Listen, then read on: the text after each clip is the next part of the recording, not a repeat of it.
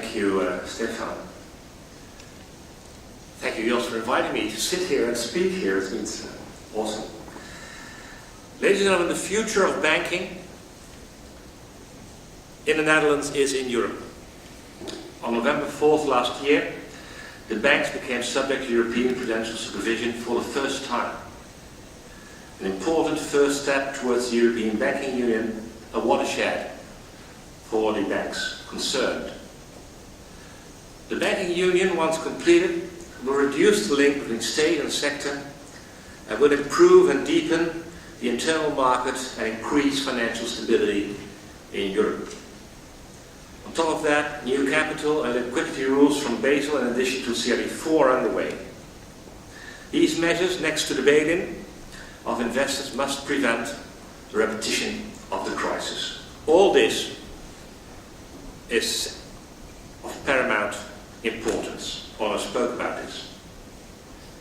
Here in the Netherlands, as a new milestone in a renewal, the ongoing renewal of the sector, last year the Dutch Banking Association, the NVB, presented a future-oriented banking program which consists of three main elements: social charter, a second banking code, and rules of conduct for all employees of Dutch banks, combined with a banker's oath or pledge, coupled with a new system of disciplinary law on conduct within the sector.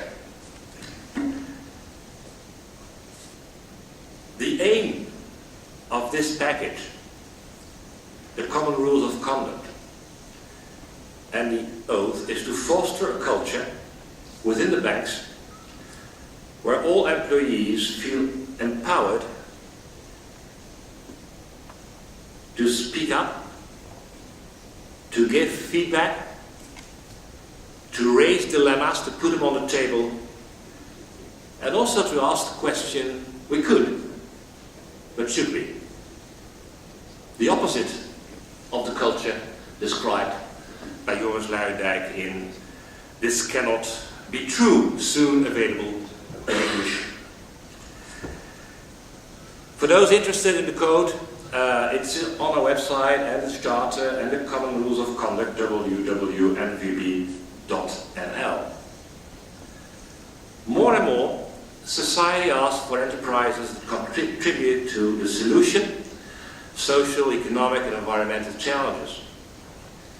And as Dutch banks individually contribute to sustainability in ways that fit their unique positions for a long time, since last year they all committed to the overall view on sustainability of the association. We are a partner to the Dutch Energy Agreement. In the global economy, we realize it's important to recognize challenges in value chain and the value chain responsibilities of the various players. And we work on a covenant of international corporate social responsibility enterprise for the Dutch banks. I mentioned the banker's oath. It drew a lot of attention, first in the Netherlands and recently again in the Netherlands, but also in the second half of last year, the world over, from, for example, the New York Times, Le Monde, and the Israeli Financial Daily. It is still a unique approach, and it's good that it's noticed. But it's no reason whatsoever to be complacent. There's still a long way to go. We need to explain more to the public what banks do and how they support economy and society. We try to do that by organizing this year, as we did last year, quite a number of dialogue meetings with stakeholders on important developments in the banking industry and in society. Only this month we'll have meetings with stakeholders on the transparency and sustainability and about greening of the housing markets, and last year there were a series of meetings on the long-term financing of health, both in cure and care. I fully realize that we need to go out of these kind of closed arenas and should engage more in the debate in the public arena. A revolution is underway in digital banking, in how customers spend, move and manage their money. Consumer behavior is changing quickly. The consumer perhaps will start a mortgage application on Twitter. He will pay drinks, she will pay drinks in a cafe by bypassing the waiter with the iPhone, and the bill will be split amongst friends via Facebook. This is an age of digital transformation.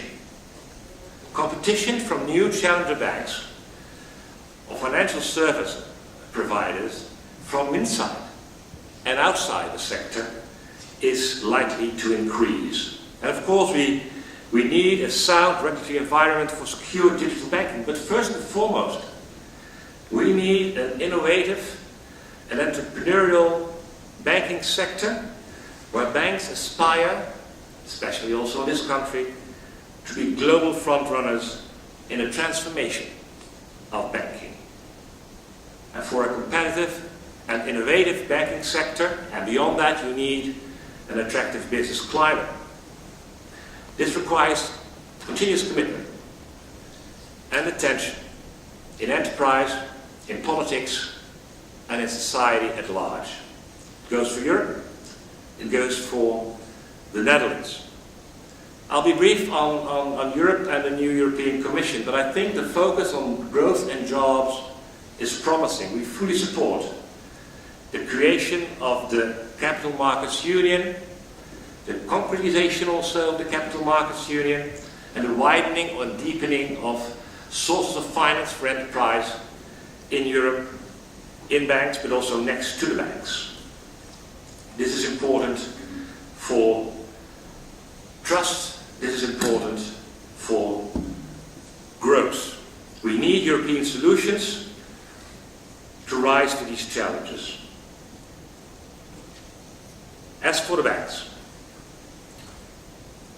speaking now for the Netherlands, but maybe it's a broader economic debate. We need to restore trust in society, and that ball is in our own court. We need to do that first and foremost by providing excellent services for customers. In the meantime, as Harold Macmillan famously said, events, dear boy, events, and we had some events these recent weeks. The turmoil around recent decisions in some Dutch banks shows that there is still a lingering anger in society that is easily awakened. And supervisory boards and management of banks should be very much aware of that. The societal context matters and should be taken into account in decision making, also in the field of remuneration. As, by the way, the banking code stipulates, alongside societal context, alongside the internal context, the international context, the view of shareholders. It is important that management boards and supervisory boards make themselves accountable for decision made and are transparent in the way they weigh different angles. Transparent to their staff, their shareholders, their customers, and society. Having said that, we are on the Chatham House rules here. Different angles should also be weighed in the political arena. I do not want to imply in any way that politicians could not and should not scrutinize critically, on the basis of the different political philosophies and routes, decisions made in society, in enterprise, and in banks.